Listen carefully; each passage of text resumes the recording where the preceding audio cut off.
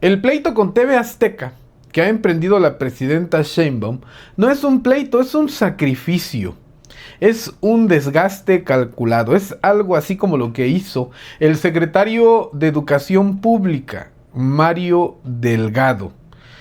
Es algo similar, es salir a hacer el ridículo para tratar de que los mexicanos sigamos hablando y poniendo el dedo sobre la llaga, sigamos prestando atención sobre los asuntos verdaderamente preocupantes y que siguen minando en la aprobación electoral, que es lo que más les importa, a la presidenta de la República, a Morena, a la autodenominada Cuarta Transformación. La presidenta está desesperada y en este momento es capaz de hacer lo que sea, de poner a hacer a cualquiera cualquier cosa con tal de que se hable de otro tema, que no sea Rubén Rocha Moya y los escándalos de corrupción, pero sobre todo del encubrimiento que está realizando el gobierno federal para con estos personajes. De esto vamos a platicar en el episodio del día de hoy. Pero antes, permítanme darle la más atenta y cordial bienvenida a un nuevo episodio de Contranarrativa.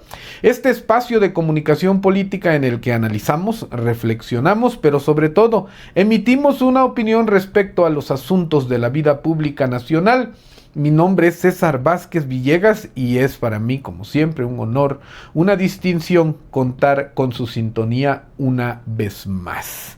Como ya les adelanté, esta circunstancia, este ataque que lanzó la presidenta Sheinbaum contra TV Azteca, que estoy seguro que no hizo más que incrementar sus números en cuanto a rating, en cuanto a audiencia, no es más que un distractor. Es pues lamento ser tan reiterado en este término, pero no es más que una cortina de humo, una caja china para tratar de desviar la atención. Hoy precisamente compareció a declarar Rubén Rocha Moya, fue citado por la Fiscalía General de la República ante estas acusaciones que realizara el Departamento de Justicia de los Estados Unidos en contra de él y otros 9 de los 10 de Sinaloa, y que la presidenta Sheinbaum ha defendido a capa y espada. Y es que en este momento lo que le interesa es cambiar el tema de conversación. Todo, absolutamente todo lo que se decía, todo lo que pasaba, todo lo que exhibía de la autodenominada, lo que se exhibía de la autodenominada Cuarta Transformación, de alguna forma se les resbalaba. Y la ciudadanía estaba dispuesta a voltear hacia otro lado, a cambio de muchas circunstancias, ¿no? De no reconocer que algunos sectores, esto es muy difícil de definir por un solo tema, ¿no? Por algunos sectores es difícil aceptar que uno se equivoca, que comete un error. A muchos les ha costado reconocer que se equivocaron con Andrés Manuel López Obrador, con Claudia Sheinbaum. Algunos otros, tal vez por lo que representa en sus vidas un programa social que, dicho sea de paso, es pagado con los recursos de todos los mexicanos. Y algunos seguramente genuinamente que creían, siguen creyendo, o tal vez ya dejaron de hacerlo, que había un interés por parte de Andrés Manuel López Obrador de cambiar las circunstancias políticas, de acabar con la corrupción, como fue su eslogan durante todos los años que se encontró haciendo campaña, ¿no? E incluso durante su gobierno siguió siendo su eslogan, aunque la realidad, pues digo, aquí lo hemos comentado en distintas circunstancias, en distintos momentos. El asunto es que casi todo se les resbalaba, ¿no? La sociedad mexicana, sus seguidores estaban siendo muy permisivos, ¿no? O incluso la ciudadanía que simpatizaba con algunas cosas sin ser específicamente seguidores de la autodenominada Cuarta Transformación decían, pues ahí van estos amigos, ¿no? Gente que no se metía a revisar el fondo de los temas, porque sus actividades propias cotidianas pues no están directamente involucradas con los asuntos políticos, los asuntos públicos, y nada más le dan una peinada al tema por encimita. Pero este tema de Rubén Rocha Moya pegó y pegó durísimo y demostró que todo es acumulativo, que si bien es cierto se les resbalaba, quedaba un remanente, ¿no? En la base que se iba acumulando y que no se olvidaba. A ver, la presidenta Sheinbaum se ha venido brincando de crisis política en crisis política, y seguramente se me olvidó alguna, porque hice un listado ahí muy somero, muy superficial. Pero a ver, por lo menos los que a mí se me vinieron a la mente así de rápido antes de preparar este comentario: el descarrilamiento del tren interoceánico, ¿no? El tren insignia de Andrés Manuel López Obrador, un proyecto al que le destinaron miles de millones de pesos y en el cual nombraron a el hijo de Andrés Manuel López Obrador, al que le apodan Bobby, supervisor honorífico. Que no sea así, que no hacía otra cosa este personaje, este hijo de López Obrador, que ver a quién se les iban a dar los contratos. Esa era la chamba, ¿no? Y que al descarrilarse, pues hizo que todo el mundo volteara a ver este tema. Crisis, ¿no? ¿Lo enjuiciaron? No. ¿Lo tocaron? No. Culparon al maquinista, y a un operador, y luego dijeron que llegaron a un acuerdo reparatorio, les otorgaron afortunadamente la libertad a estas dos personas, pero encontraron su culpable. Carpetazo al asunto. Chamba de Ernestina Godoy Ramos, y todo pareciera que, bueno, no pegó tampoco, no impactó en el electorado de la sociedad mexicana, por lo menos eso se pensaba, pero al final de cuentas vemos que es acumulativo, ¿no? El uso de las embajadas como hoteles, ¿no? Por parte de Marcelo Ebrard, que dicho sea de paso no le cae muy bien a los más duros de Morena, ¿no? El plan electoral que no pasó la ley Maduro, ¿no? Estas pinceladas de autoritarismo, de tratar de apropiarse de todas las instituciones del país, ¿no? El encubrimiento a Dan Augusto y sus vínculos con la barredora, ¿no? Fue detenido Hernán Bermúdez Requena, sin embargo, pues no se hizo nada contra Dan Augusto, que fue el que lo puso como secretario de Seguridad Pública y que lo dejó ahí en Tabasco mientras se fue a la Secretaría de Gobernación, y que dice no fue capaz de darse cuenta o de enterarse que su secretario de Seguridad Pública, incluso ya cuando él era una pieza clave en el gobierno federal, no se pudo dar cuenta que Hernán Bermúdez Requena era el jefe de una célula del Cártel Jalisco Nueva Generación. Él lo puso. ¿Y qué hizo la presidenta Sheinbaum? Lo encubrió, como en muchas otras cosas. Y bueno, de ahí le han venido brincando un montón de cosas a Dan Augusto, y la presidenta, miren, silencio. Es el encubrimiento lo que le ha venido pegando. El asunto del exsecretario de Marina y el huachicol fiscal. Ahí andan los servidores públicos que estuvieron involucrados en este asunto. Uno de ellos quiere ser gobernador de Quintana Roo, si no me equivoco. Sí, de Quintana Roo. Rafael Marín Molinedo, ahí anda, como si nada, quitado de la pena, con total impunidad. ¿Por qué? Porque es del Grupo Tabasco, vinculado también con Adán Augusto, con López Obrador, de los cercanísimos, ¿eh? ¿Qué más? El tema del dueño de Miss Universo, ¿no se acuerdan?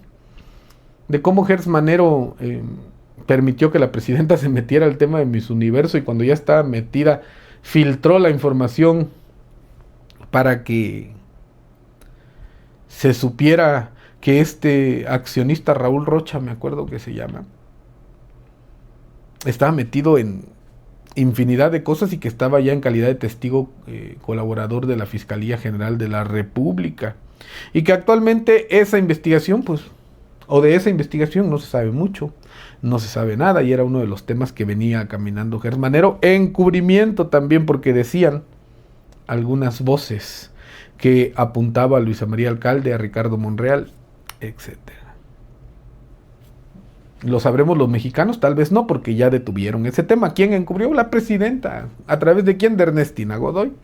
La falta de medicamentos en el sistema de salud, día tras día siguen exhibiendo esta circunstancia, y la negativa a resolverlo, porque representa una inversión de mucho dinero, y al final de cuentas en porcentajes electorales no les representa, pero todo, como ya lo dije, es acumulativo, ¿no? Se va formando una pilita, ¿no? Una base sólida de cuestiones que el gobierno no atiende, y que terminan de pegarle pues a la presidenta Sheinbaum, y que sabe que en el 27 les van a dar el revés. Ahora se acuerdan de otro tema que igual vino a minar muchísimo y que la presidenta se puso muy mal y que los morenistas desconocieron a la ONU, la solicitud del Comité contra la Desaparición Forzada de Personas de la Organización de las Naciones Unidas, que realizó al alto comisionado de la ONU para que este tema se tratara y se abordara en el pleno de la Asamblea General de las Naciones Unidas, y se pusieron como locos, ¿no? Atacando a diestra y siniestra para que pues para tratar de mitigar, ¿no? Porque realmente no podían hacer mucho. Ese tema eventualmente va a pasar al pleno de las Naciones Unidas. El asunto de México, señalado como un estado en el que con anuencia, no me acuerdo del término específico, pero con anuencia de las autoridades, aquiescencia era el término, que con aquiescencia de las autoridades o del Estado mexicano, les permitían operar a los elementos, a los integrantes del crimen organizado en contra de la ciudadanía y desaparecer personas. Circunstancia que no reconocieron, que negaron, que advirtieron que no, que de ninguna manera, y que estaba actuando parcial el comité, estaba siendo parcial el Comité contra la Desaparición Forzada de Personas de la Organización de las Naciones Unidas. Igual sacudió políticamente al gobierno de Sheinbaum, el presidente de los Estados Unidos reiterando una y otra vez que México tiene un narcogobierno, que la presidenta de México tiene una bella voz, que es una gran persona, muy elegante, etcétera, etcétera, etcétera, y remata diciendo que ella no gobierna en México, que aquí mandan los narcotraficantes, que aquí manda el crimen organizado. Y bueno, en medio de toda esta cadenita que se ha venido sucediendo, disculpen ustedes el orden cronológico, no es exactamente en ese orden como se desarrollaron los temas, sin embargo todos acontecieron, como ustedes seguramente ya lo saben y estuvieron pendientes. Y bueno, la cereza del pastel, ¿no? El tema más grave, más preocupante, que el Departamento de Justicia de los Estados Unidos lanzara una acusación, o hiciera pública una acusación en contra de 10 mexicanos, algunos de ellos servidores públicos, uno gobernador en funciones, en aquel momento ya pidió licencia, otro senador de la República, representante de una entidad federativa en la Cámara Alta, Enrique Insunza, que no ha pedido licencia, por cierto, funcionarios, servidores públicos de la Fiscalía General de Justicia del Estado de Sinaloa, el presidente municipal de Culiacán, el exsecretario de Seguridad Pública, que ya se fue a entregar a Estados Unidos cuando la presidenta estaba a media defensa, desgarrándose las vestiduras, diciendo que había intervención extranjera, que eran inocentes, que dónde están las pruebas, y las pruebas se fueron a entregar a Estados Unidos. El secretario de Seguridad Pública, el secretario de Finanzas de Rubén Rocha Moya se fue a entregar. Consideraron que aquí peligraban, o quién sabe qué consideraron, que les iba a ir mejor, que podían negociar algún tipo de colaboración con el Departamento de Justicia de los Estados Unidos, lo que sea que los haya motivado, se fueron a entregar a los Estados Unidos, y eso vino a desencadenar todo lo que ya se venía sembrando, y todo este tema, o todos estos temas que han venido impactando, y que de alguna manera pues la ciudadanía, pues sí, cada vez eran menos los apoyadores del régimen, pero iban disminuyendo. Pero con este tema de Rubén Rocha Moya el último mes, pues la aceptación de la presidenta ha venido en picada, ¿no? De tal suerte que ya no encuentran ni qué hacer, ¿no? Ya comenté el tema de Mario Delgado, ¿no? Que lo pusieron a decir una serie de sandeces que yo no tengo la menor duda que el señor no las cree.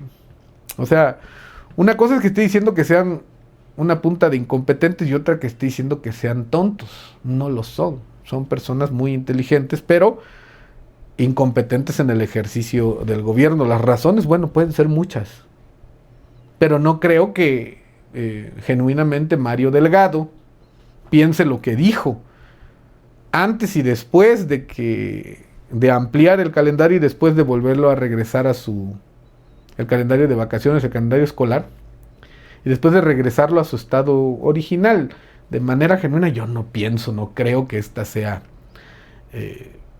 razonamientos genuinos de Mario Delgado. Como no creo que la presidenta no se dé cuenta de cómo se ve, pidiéndole a los ciudadanos que no vean televisión azteca. O sea, al final de cuentas, yo creo que el público que ve la televisión es cada vez en México menor. Un servidor, por ejemplo, ni cuenta se dio en qué punto de la historia o de su vida dejó de ver televisión. De pronto no tenía televisión y ya todo se consumía a través de dispositivos móviles, una computadora, una tableta, un celular. Realmente lo que está buscando la presidenta pues es distraer, salirse de alguna manera de esto que la está asfixiando políticamente y que se ve en su semblante, ¿no? Si la han visto en las últimas conferencias mañaneras, se ve realmente preocupada, afectada por esta serie de circunstancias, porque puede tener repercusiones históricas, ¿no? De momento e históricas, ¿no? ¿A qué me refiero con esto? Si por alguna razón, y esperemos que esto no suceda, ante el encubrimiento del gobierno mexicano a los 10 de Sinaloa, Estados Unidos decide realizar una incursión territorial unilateral en contra de la voluntad del Estado mexicano, pues va a ser un legado, un precedente, algo que no se ha dado de la forma en la que esperemos que no, pero que muy probablemente se va a dar si la presidenta sigue en esa dinámica. Y se va a convertir en la presidenta de la República en la que en su sexenio el gobierno de los Estados Unidos se le metió en épocas recientes, porque protegía a narcoservidores públicos, porque esa va a ser la narrativa, y ya de entrada ese es el legado histórico que va a dejar. ¿Y cómo queda López Obrador, a quien le importa tanto lo que se diga y lo que se piense de él? Por eso se esmeraba en controlar la agenda política, la agenda mediática, pues como en un narcopresidente, ¿no? Porque si bien todas estas cosas están reventando ahora, muchas de ellas comenzaron a darse en el sexenio de Andrés Manuel López Obrador. Ahí empezó el mal. Y todo se resume en una frase que reiteró, no solo en una ocasión: abrazos, no balazos. Que no era más que dejar que el más fuerte o que el indicado se adueñara de los espacios de buena parte del territorio mexicano y que el Estado mexicano quedara reducido en esas partes de territorio, con tal de que, bueno, él sabrá. Precisamente es lo que quiere Estados Unidos que le cuenten. Y no porque a Estados Unidos le preocupe mucho lo que acontece en México, sino porque a través de esta circunstancia, de esta permisividad del gobierno de Andrés Manuel López Obrador, le metieron cantidades industriales de droga a territorio de los Estados Unidos, que ya declararon como un arma de destrucción masiva. Y cuando ves las imágenes y ves lo que han ocasionado estas drogas allá, te quedas preocupado, ¿no? Alarmado, sí se te genera una sensación que no es la óptima. Pero bueno, ¿por qué está haciendo esto la presidenta? ¿Por qué se pelea con TV Azteca? Bueno, es una ficción para tratar de distraer, este es mi punto de vista, para tratar de distraernos y que según ella pasemos la página, volteemos hacia otro lado. Ya por allá mandó a la presidenta nacional de Morena a hablar del PAN, el mentado cártel inmobiliario y etcétera. Pues podrán decir lo que sea. La pregunta es: ¿cuándo entregan a Rubén Rocha Moya y a los otros 9? ¿Cuándo entregan a los 10 de Sinaloa? ¿Cuál va a ser el papel histórico que va a jugar Claudia Sheinbaum en esta encrucijada política que está enfrentando? Esa es la pregunta y eso es lo que se va a resolver en los días siguientes y aquí lo vamos a seguir comentando. Mi nombre es César Vázquez Villegas y si esta reflexión, esta opinión te ha resultado cuando menos interesante, quiero invitarte a que te suscribas a este canal si es que aún no lo has hecho, a que actives la campanita de las notificaciones. Esto es muy, pero muy importante para que así YouTube pueda avisarte cada vez que subamos contenido nuevo a esta red social, a que compartas este video con todas tus amistades a través de todas tus redes sociales, por WhatsApp, por Telegram, por Messenger, por donde quieras. Pero sobre todo, la mayor invitación que puedo hacerte es a vernos en el siguiente episodio de Contranarrativa. Hasta la próxima.